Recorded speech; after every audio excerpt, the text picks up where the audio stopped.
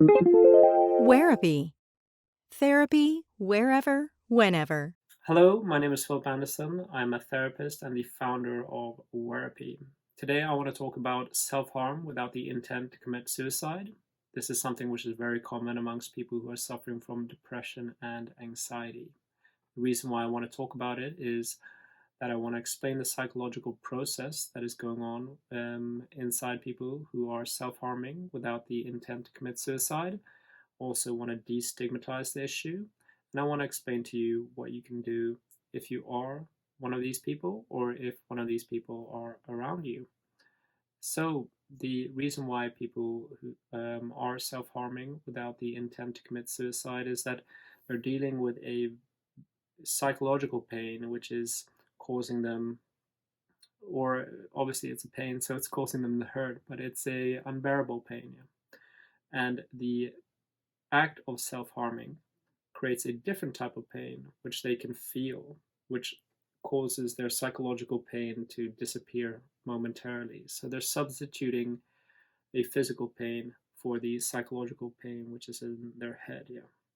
This occurs with people who are dealing with depression. There may be a relational issue that has gone on since they were children, or if they're dealing with some form of anxiety. And a lot of people use maybe um, shaving kits to make marks on their arms, their upper arms, their lower arms, their thighs, and sometimes their stomach. And these are low risk areas, but it's a worrying thing. They're trying to take care of themselves. Yeah, they're replacing the pain, as I said, and this is their way of taking care of themselves.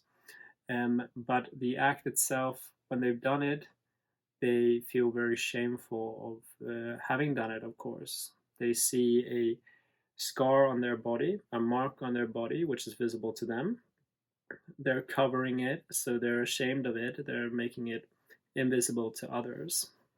And this, they're aware of this in their mind, that this, I'm covering this, and this is something which is bad, so I'm not going to show it to someone else. Yeah. So there's a lot of shame that is inside, that is carrying on, or that is going on within these people who are self-harming. Yeah. And what it actually is it's a method for them to take care of themselves. It's a bad method. It's an ineffective method, and if it goes wrong, it can go horribly wrong. Yeah. So it is something that we don't want them to carry on with. But what we shouldn't do is to increase the sense of shame, yeah, to make it not make it an issue. Obviously, you want to raise it with them, but you don't want to make it something that is defining, yeah, a problem that's going to take over all other problems in their life. Yeah. If somebody is self harming, then you should obviously contact a therapist, make a safety plan with a loved one. If you're somebody who's self harming, then you should make a safety plan with your parents or your partner or your siblings, anyone that you feel comfortable with. Yeah. And a safety plan would be you writing up a list of essentially triggers. Yeah. What causes you to feel bad? What state of mind are you in when you feel bad or when you're doing these things to your body? And um, then have a way of communicating it to the trustee, the loved one that you're letting in on this.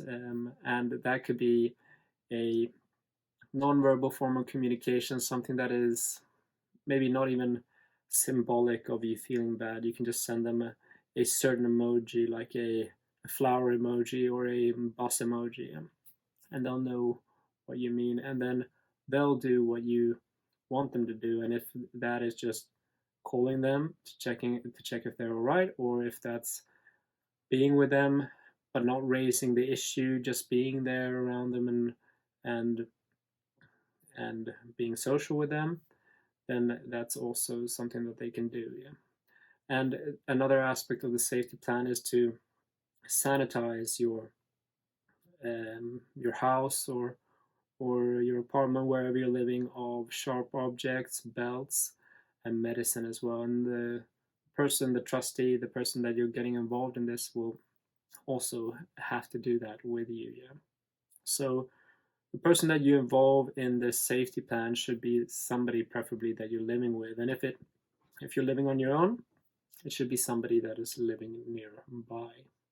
But back to my main point, it is a psychological process. You're replacing your um, psychological pain, which is so unbearable that you're replacing it with a physical pain. Yeah.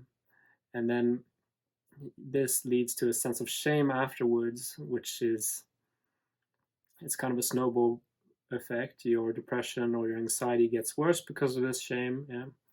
You're covering it up and you're not showing people, and that leads to more self-harm and more you trying to take care of yourself, but in a ineffective and in a destructive rather manner. Yeah.